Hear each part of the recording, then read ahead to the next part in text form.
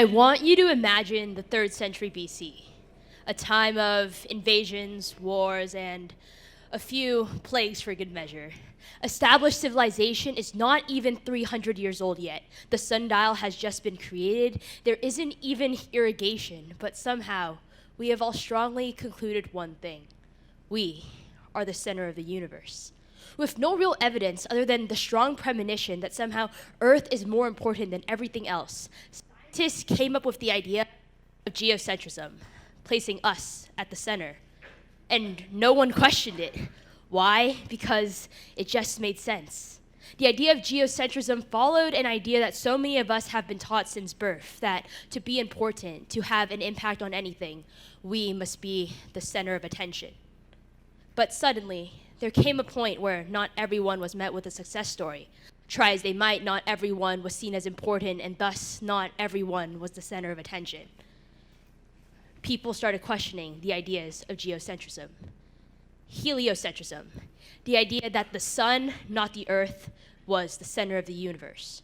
The rise of heliocentrism brought a whole new subset of people, a group that felt as though they had little to no control of their life and little to no control of the world around them. That while everyone else seemed content with always trying to push to reach the biggest and next level, they themselves could barely see their own finish line.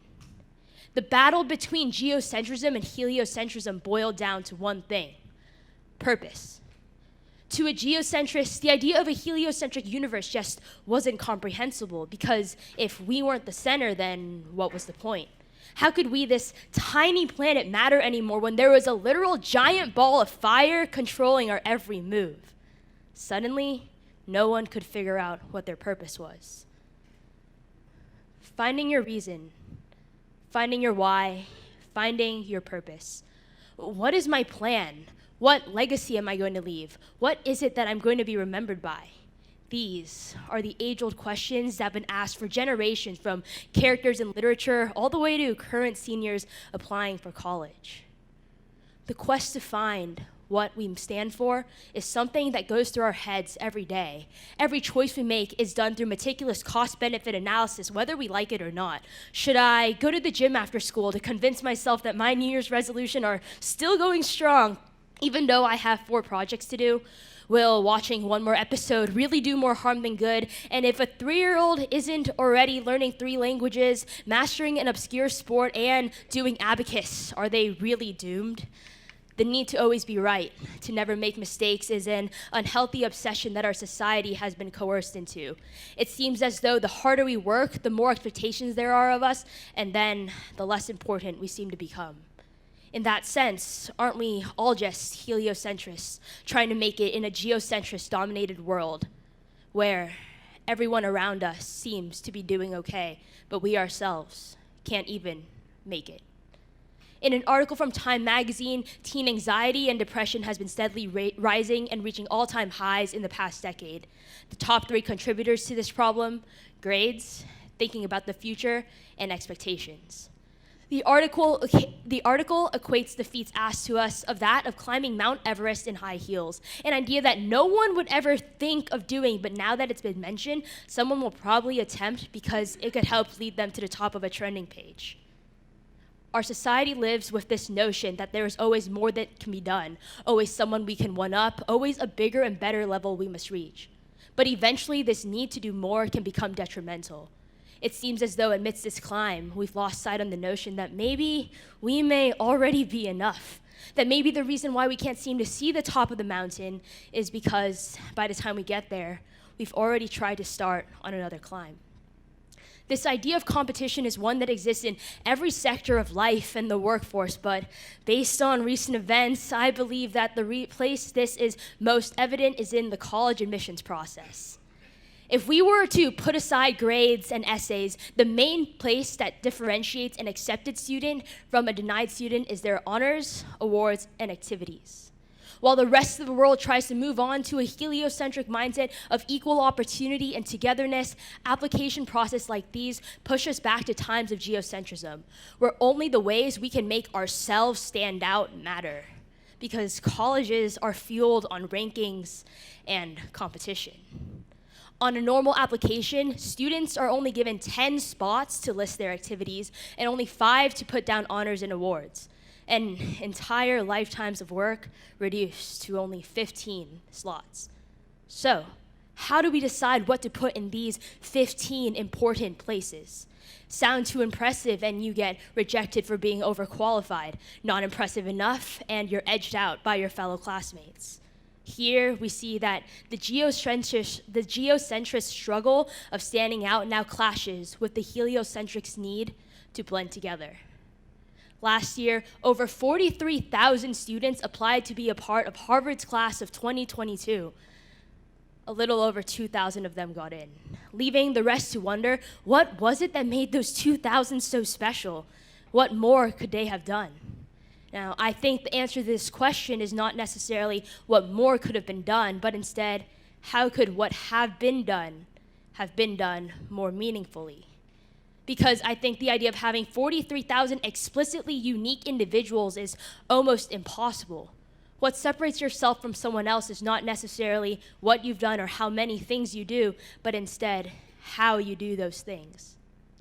While I don't know where I'll be accepted or where I'll be going next year, recently I was invited to the interview weekend for the top 70 applicants of my dream program. Now, going into it, sure, I was a bit nervous, but I was pretty confident in my work. I had submitted pieces that I thought were going to stand out and had a lot of meaning to me. But then I met the other applicants. Boy, did I underestimate my competition. To my right was a boy that had already made a bunch of patents for scientific inventions he had found. To my left was a girl that started her own company, won 2 pitch contests, and was going to be speaking at South by Southwest for the 2nd time. In front of me was the founder of an international magazine. Behind me was a fashion designer. You get the picture. Instantly, my confidence level dropped. If these are just a few of the other applicants in the room, why on earth would they want to choose me?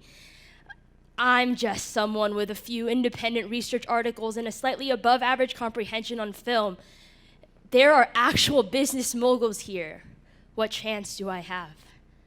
Later that weekend, we were all invited to a faculty dinner, and everything was going fine, conversation was going smoothly, until one of the professors asked us why we like to do what we did. Then there was a lull in the conversation. Now, I was confused. Just a moment ago, all these students were going on about all their accomplishments and accolades, but now that they were asked why they liked what they did, they couldn't answer. And that moment became key. While everyone else might have had more accolades and more accomplishments than I did, I had a why for each of my moments. They were living as geocentrists, only doing things and only working to build themselves up in hopes that others would take notice and would want to follow. I was living as a heliocentrist, creating only for my own self-enjoyment and putting things in the world that I thought would be meaningful. I was able to build out of passion and fun. They had to work out of pressure and in hopes of beating out the next guy. The heliocentric mindset allows us to see that sometimes doing things for fun can be more meaningful and more impactful than always playing for success.